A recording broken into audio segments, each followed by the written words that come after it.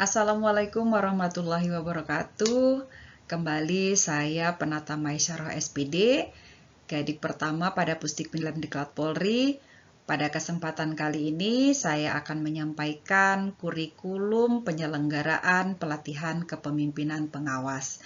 Mudah-mudahan apa yang saya sampaikan ini dapat membantu menjawab pertanyaan daripada rekan-rekan yang akan mengikuti pelatihan kepemimpinan pengawas. Sebelumnya perlu saya sampaikan bahwa pelatihan kepemimpinan pengawas ini diikuti oleh pegawai negeri sipil atau ASN untuk menduduki jabatan pengawas, di mana pengembangan kompetensi pada pelatihan kepemimpinan pengawas ini berfokus pada kepemimpinan pelayanan. Untuk dapat mengikuti kegiatan pelatihan kepemimpinan pengawas ini, tentunya para peserta harus memenuhi persyaratan-persyaratan sebagaimana yang sudah ditentukan. Yang pertama adalah terkait dengan usia, yaitu paling tinggi pada saat ditetapkan sebagai peserta itu paling tinggi 54 tahun. Kemudian telah menduduki jabatan pengawas, kemudian jabatan pelaksananya paling rendah dengan pangkat penata muda tingkat 1 dan golongan ruangnya adalah 3B dengan masa kerja sebagai PNS-nya secara singkat adalah 2 tahun atau paling rendah menduduki jabatan fungsional yang setingkat jabatan pelaksana dengan paling rendah pangkatnya penata muda tingkat 1 dan golongan ruangnya adalah 3B. Dan tentunya juga para peserta di sini harus memenuhi persyaratan-persyaratan yang ditentukan oleh panitia. Yaitu persyaratan-persyaratan pendukung lainnya. Adapun substansi mata pelatihan PKP ini terdiri dari 3 kelompok mata pilihan. Yang pertama terdiri dari mata pelatihan inti yang terdiri dari 4 agenda. Yang pertama adalah agenda kepemimpinan Pancasila dan bela negara, kedua agenda kepemimpinan pelayanan, ketiga agenda pengendalian pekerjaan, dan keempat adalah agenda aktualisasi kepemimpinan pelayanan. Nah, kemudian kelompok mata pelatihan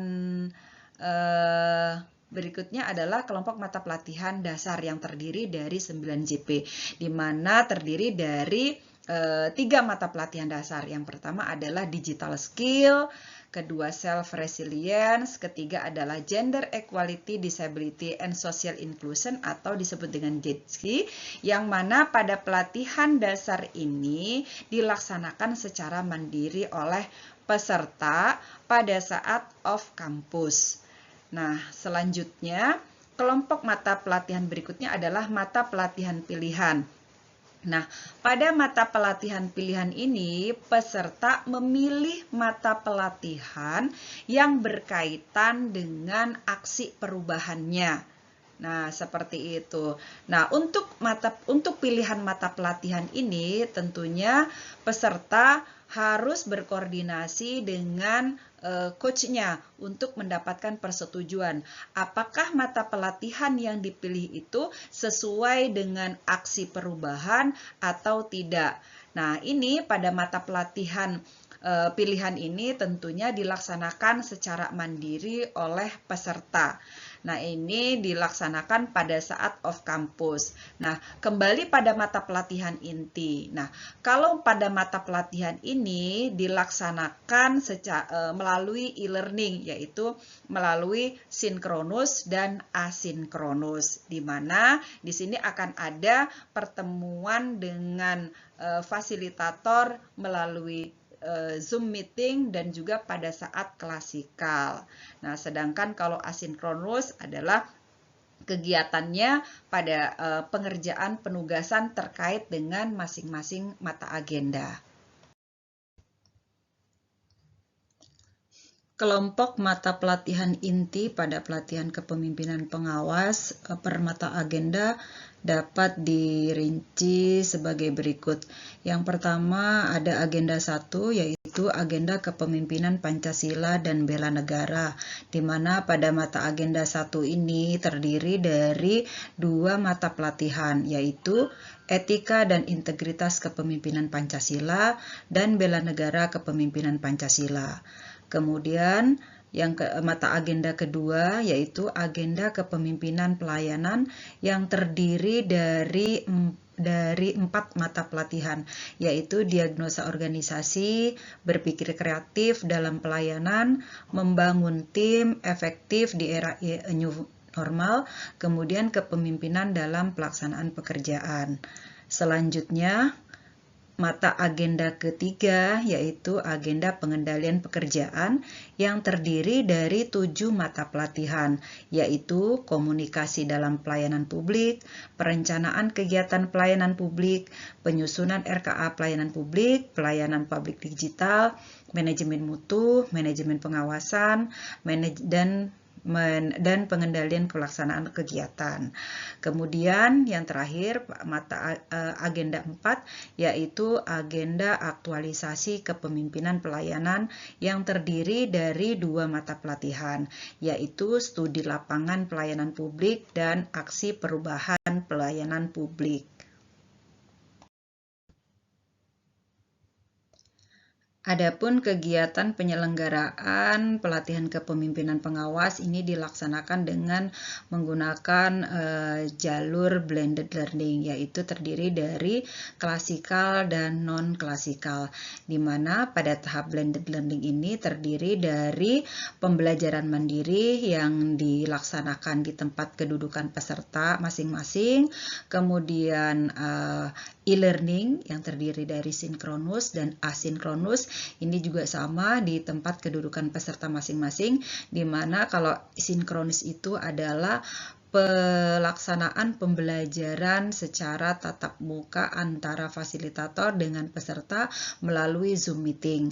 Sedangkan asinkronus adalah kegiatan mandiri peserta, yaitu mengerjakan tugas-tugas yang diberikan oleh fasilitator sesuai dengan agendanya masing-masing. Kemudian dilanjutkan dengan pembangunan komitmen bersama di tempat kerja peserta itu sendiri. Nah, pada pembangunan komitmen bersama ini artinya bahwa antara peserta dengan mentor melakukan kesepakatan terkait dengan isu-isu strategis yang akan diambil oleh peserta, kemudian juga untuk menentukan pemecahan masalah dari isu strategis yang ditetapkan berdasarkan kesepakatan mentor dan peserta. Selanjutnya, peserta akan melaksanakan pembelajaran klasikal tahap 1, yang mana pada pembelajaran klasikal tahap 1 ini, peserta akan bertatap muka langsung dengan fasilitator di tempat penyelenggaraan, yaitu kegiatan pembelajarannya akan dilaksanakan di kelas.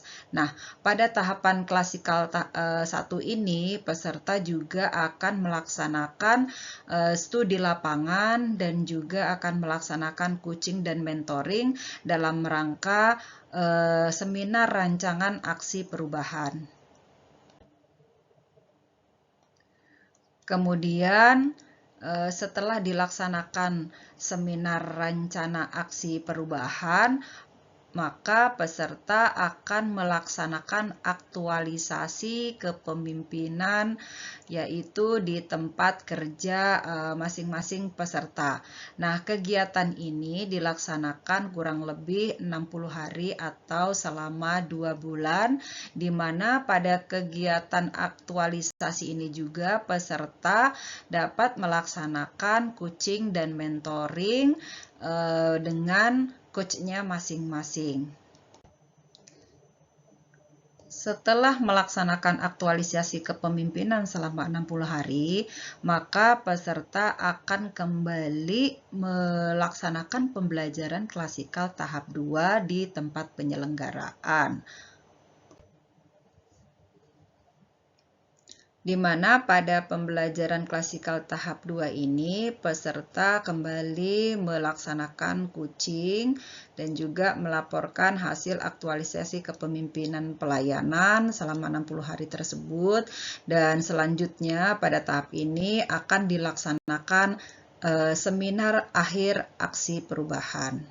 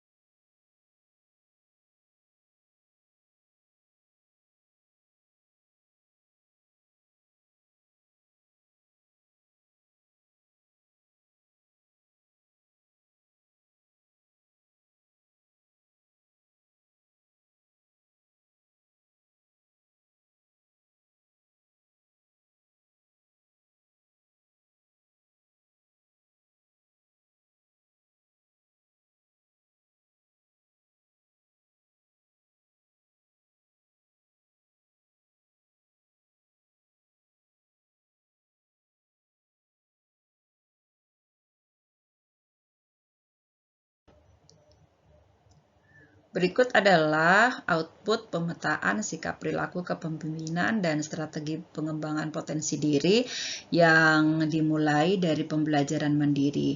Di mana pembelajaran mandiri ini sekali lagi adalah kegiatan pembelajaran yang dilaksanakan peserta secara mandiri, yaitu dengan mengunduh dan mempelajari modul-modul pada LMS. Nah, di sini peserta akan membuat esai sebagai penugasan yang mana terdiri dari 3 esai, yaitu sesuai dengan mata agendanya masing-masing, yaitu agenda 1, 2, dan 3. Kemudian pada tahap e-learning ini ada kegiatan pengalaman agenda dan juga kegiatan penugasan individu dan penugasan kelompok, di mana pada tahap kegiatan e-learning ini terdiri dari sinkronus dan asinkronus.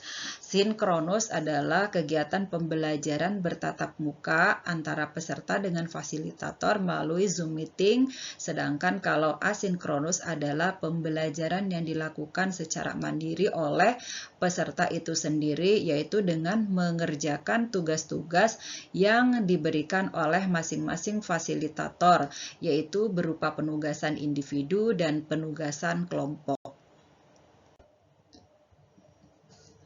Kemudian berikutnya pembangunan komitmen bersama, di mana di dalam membangun komitmen bersama ini adalah kegiatan antara peserta dengan mentor untuk melakukan kesepakatan terkait dengan isu strategis yang akan diambil, yaitu nanti peserta akan mengidentifikasi masalah atau tantangan yang ada di satkernya masing-masing sesuai dengan jobnya, dan kemudian akan memberikan atau membuat kesepakatan dengan mentor terkait isu yang akan diambil sesuai dengan hasil identifikasi masalah tersebut. Kemudian peserta akan melaksanakan pembelajaran klasikal tahap 1, di mana pada pembelajaran klasikal tahap 1 ini, peserta bertatap muka langsung dengan fasilitator di dalam kelas, yaitu kegiatannya di tempat penyelenggaraan. Di mana pada kegiatan pembelajaran tahap 1 ini, peserta juga akan melaksanakan studi lapangan. Nah, nanti pada kegiatan studi lapangan ini, peserta akan diberikan penugasan baik individu ataupun kelompok dengan membuat laporan hasil studi lapangan. Kemudian pada pembelajaran klasikal tahap 1 ini juga akan dilaksanakan evaluasi akademik masing-masing peserta. Dan selanjutnya akan dilaksanakan seminar rancangan aksi perubahan. Setelah peserta melaksanakan seminar rancangan aksi perubahan, maka selanjutnya peserta akan kembali ke tempat bekerja masing-masing untuk melaksanakan aktualisasi kepemimpinan pelayanan selama 60 hari. Nah, pada pelaksanaan aktualisasi ini merupakan pelaksanaan aksi perubahan yang telah direncanakan. Dan pada kegiatan aktualisasi ini juga dilakukan mentoring dan coaching selama kegiatan aktualisasi. Selanjutnya, setelah peserta melaksanakan aktualisasi kepemimpinan, dalam hal ini adalah pelaksanaan aksi perubahan selama 60 hari, tahap berikutnya, peserta akan kembali melaksanakan pembelajaran klasikal tahap 2, di mana pada pembelajaran klasikal tahap 2 ini, peserta akan kembali ke tempat penyelenggara untuk melaksanakan seminar aksi perubahan dan melaporkan hasil daripada pengembangan potensi diri. Adapun tahapan pembelajaran mandirinya pada pelatihan kepemimpinan pengawas, secara rinciannya dapat kita lihat dari tabel berikut, yang dimulai dari hari pertama merupakan pembelajaran mandiri yang merupakan kegiatan blended learning.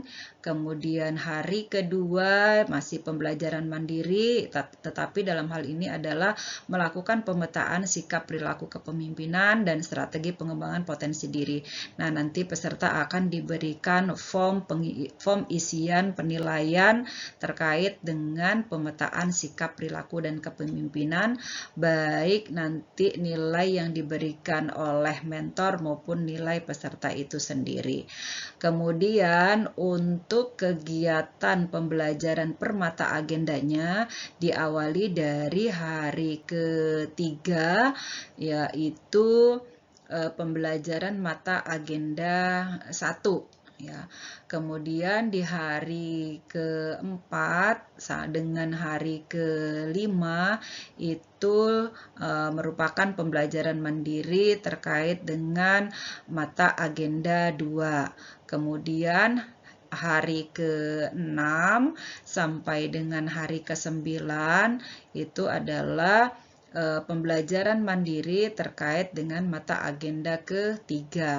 Kemudian di hari ke-10 pembelajaran mandiri untuk agenda 4 dan di hari ke-23 merupakan pembelajaran mandiri penunjang agenda 4.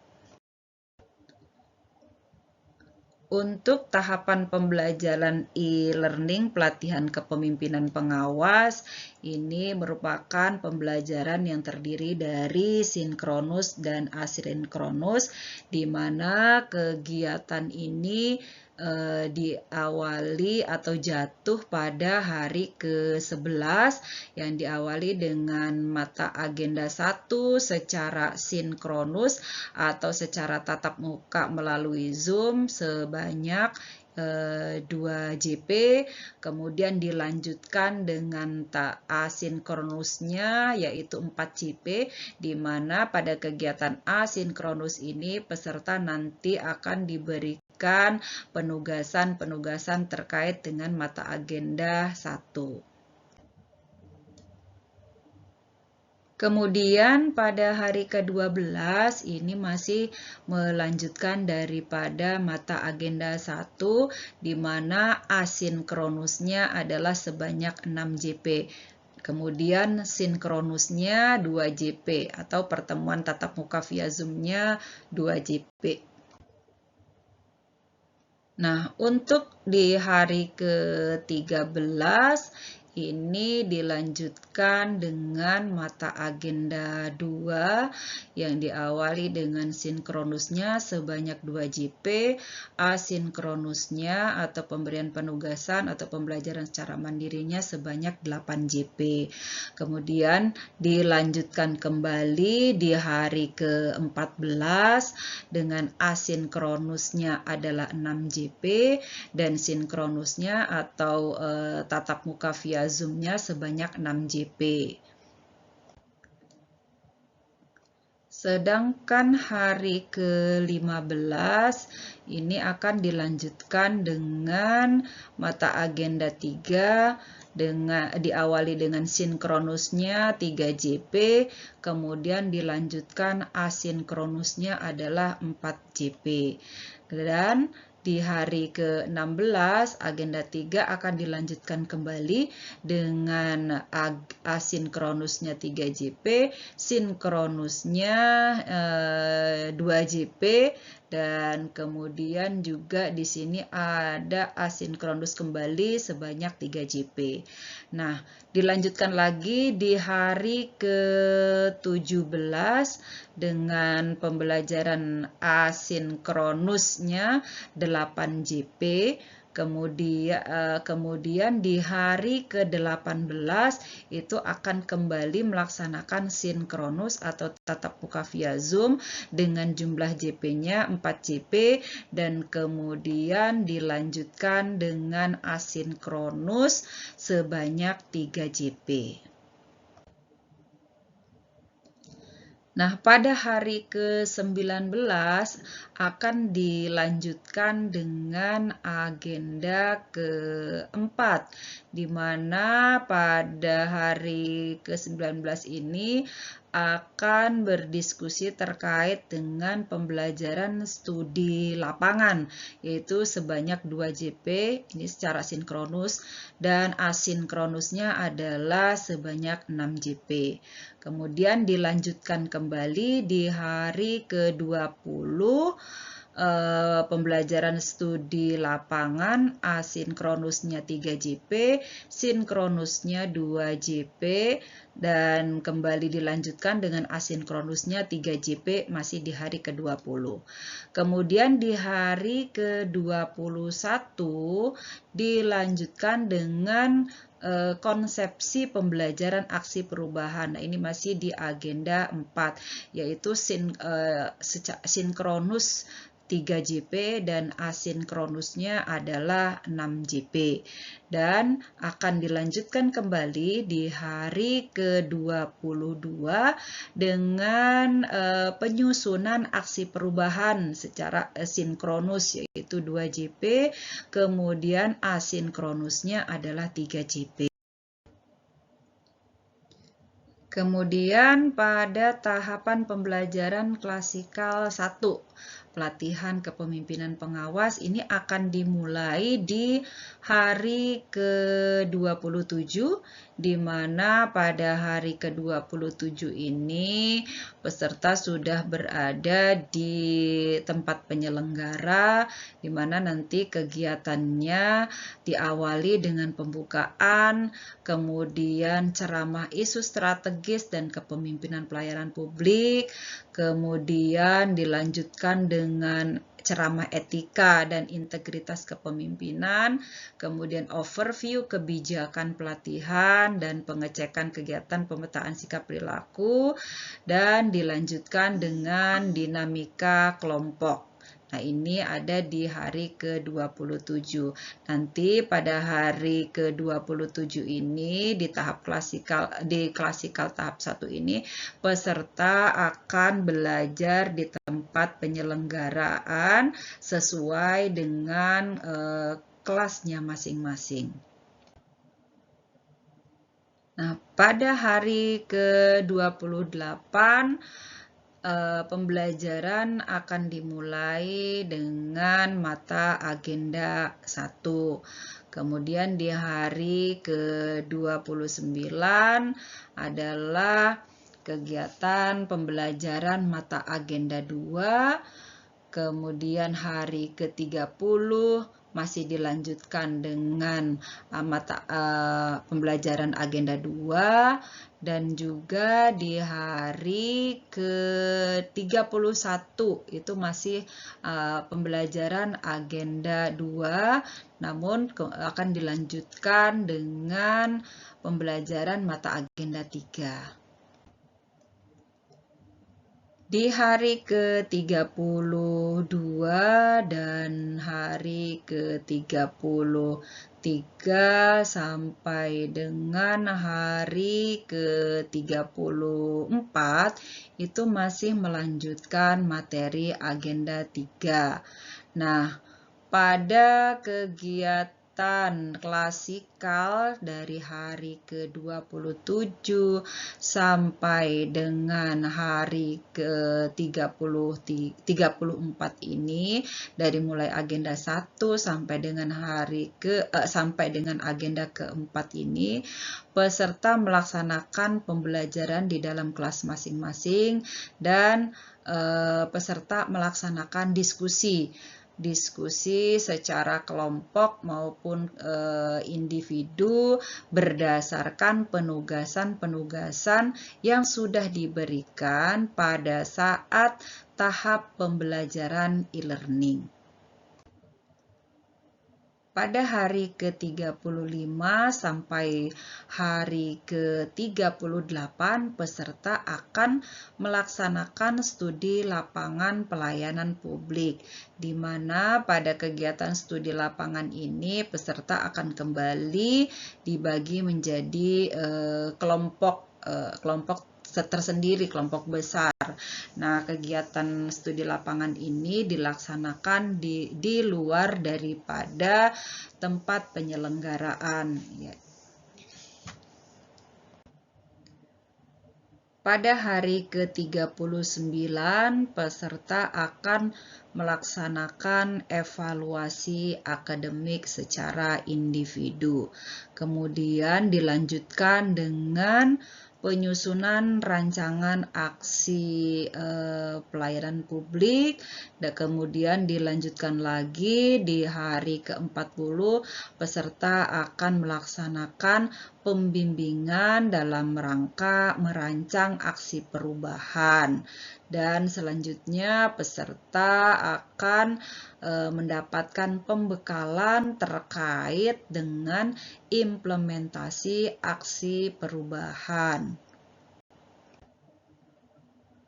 Di hari ke-41, peserta akan melaksanakan seminar rancangan aksi perubahan.